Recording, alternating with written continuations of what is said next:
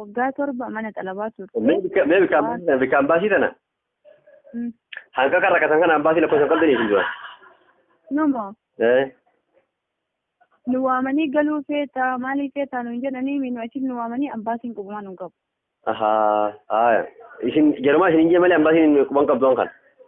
Ambaasiin waan bakka kun jirru nun beeku guyyaa wayyaani. Anaa fi mucattii san nun deemee ture beekte. Namichi kun. Namichi ambaasii sun hin sodaata. Bakkee isiin itti kasabtu san na fidanii turanan. Dogongoraan na fidan. Maqaa fi dogongoraan na waamanii isii fi jettee amma waggaa tokko asii turtu saniif namicha hojjetan. Bakka itti kasabtu sanitti kana sani jedhee mormu. Isiin afaan Amaariffaan beektu anatti. Akkana haa jettu birri kiyya naa kennuu qabda akkan sodaan isiin itti dubbattu naan jedhu. Asitti minaan afaan Amaariffaatiin natti himanaa. Gatiin afaan Amaariffaan dandeettu. Hin dandeessu. Bijoo wallootii misiirree. Isiin ijoollee Shaashamanneeti. Shaashamannee isaa si deemsa Shaashamannee takka walloo. Ta walloo sun galtee jirti akka taatellee taatu waan fedhellee irra galu. Ta Shaashamannee san amma mana hidhaa jira. Ammallee jechuudha. Amma sana mana hidhaa jirti. Amma waan godhe dhabee asitti ijoollee nama ofii beeku kadhadhee fi birrima dhibba takkaan guura fi jedhee ijoollee kadhatu jira. Amma fardi jiran isiin tuni. Ati namichi baase maalaaf hafaltee baate. Isiin tunoo kuma jaha kawwate isiidhaa mitiidha. Ana achumatti itti dhaqe biraazanii mucattii waggaa tokkoof baatee afur jirti tan. Achumatti itti dhaqee ancarrammaan na fuudhee warra gurgurame san keessa oole. Maqaan isii eenyu jedhamti silaa? Gannati. Gannati jedhamti. Mana hidhaa keessa jirti naannoo Riyaad. Mana hidhaa keessa jirti. Riyaadiin keessa magaalaa keessa illee miti. Daaggarra. Manni hidhaa harabarraa kana jechuudha. Manni hidhaa garuu keessi isaa baay'ee bareedadha. Isin akka qabdi wayii akkaan himatanii jirti waan kana balleessitee jirti waan kana qabu silaa takkii. Waan isin hidhamtee waggaa torbaa mana xalabaa turte. Birrii takkallee hin arganne riyaala takka warraa ergitee hin beektu warraa bilbiltee hin beektu. Bilaashi dalaguu malee. Bilaashi dalaguu bitta achii waggaa torbaa kan erga turteen booda namitti harkaa baatee mana seeraa dhayite. Jalaa baddee. Achitti namitti waamanii namitti 70,000 irra jira birrii isii. Maallaqa michuu sanaa? Waan waggaa torbaa akkumaan dalagee Riyaala jechuudha. Riyaala 70,000. Tole. Booda namitti 20,000 hin kafalu jettee 50,000 kafalaaf jette. 50 kafalaafi. Booda ambaasii guyyaa hunda isheen deema ofii homatakkaan murteessan. Guyyaa hunda deeman homaa murteessan. Waggaa tokkoof baatee isheen jettama. Malee egaa maallaqa sanii akkasii jirti malee galuu looti jechuun inshaallah yoo rabbi. Amma hin galchine lafa isii galillee hin jenneen maallaqallee hin arganne waggaa tokkoof baatee shanti. Garuu gizee dabaltee gaafate akkam fayyaansi maal kana? Guyyarraa dawwalaaf. Amma yoo birrii san yoon argatiin harmee isii dubbiftee hin beektu anaaf mucaa wayii birrii kaardii guunnee fi birrii 60 nama lama walitti. Gannat eenyu jaallu? Harmee isii dubbifte. Gannat eenyu jaallu? Gannat ganamooti. Gannat ganamoo. Isii tana akka namni dubbisee achi ambaasiin itti dhaqee dhimma kana hiikanii biroo goonee oolaa dhimmaan tana. Ambaasiin kun hin neqaa sabarii jedha. Quba qabanii beekan. Fakkeenyaaf ambaasiin afaan jaraa waan waliin galleef arabi biratti afaan biraatiin itti haasawuu waan hin dandeenyeef sabarii jedhaan afaan arabii biratti illee. Afaan jaraatiin rakkina biraatti himee akka gartee isitti illee fira dubbattee hiikatu afaan jaraatiin itti himuu hin sodaataninis. In sodaata barqanii an argisan biraazilaa ija kiyyaan argeeme. Fiigee nurra gayyaa jedhanii jarri nama lama tokko sawwaa qashumeessi irraa ijoollee fidee dhufee Oromoo Itoophiyaadha. Inni immoo ambaasiidha nama lamaan ta'anii haasayan. Akkuma namichi waliin arabaa ta'aa dhaabatu sunni nurra yaa jette. Sheekotiin. Nama lamaan wal bira deetanii haasayina. Sheekotiin. Gadama yaate kalaas. Ani immoo gaafa baafachi barbaade. Isis dura qabamte siiti dhaga'e bakka sanitti. Kamiin ani moo Gannat sanatti siiti dhaga'e. anas itti dhaqee maneedhaa keessatti.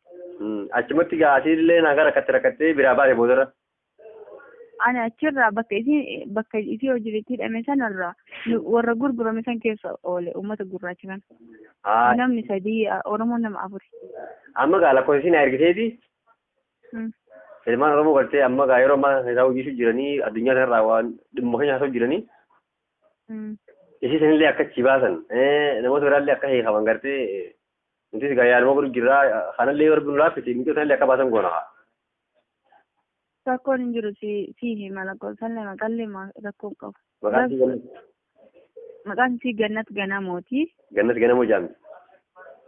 Walaana ciqiloo hojjetaame gana gachaati. Lakkoofsallee irraa hin qabata waan ta'eef. Gannat Ganamoo jaamti. Ijoollee Shaashamanneeti. Ijoollee Shaashamanneeti. Waggaa 7 hojjetteeti maallaqa waggaa 7 fudhatanii jechuun jiru.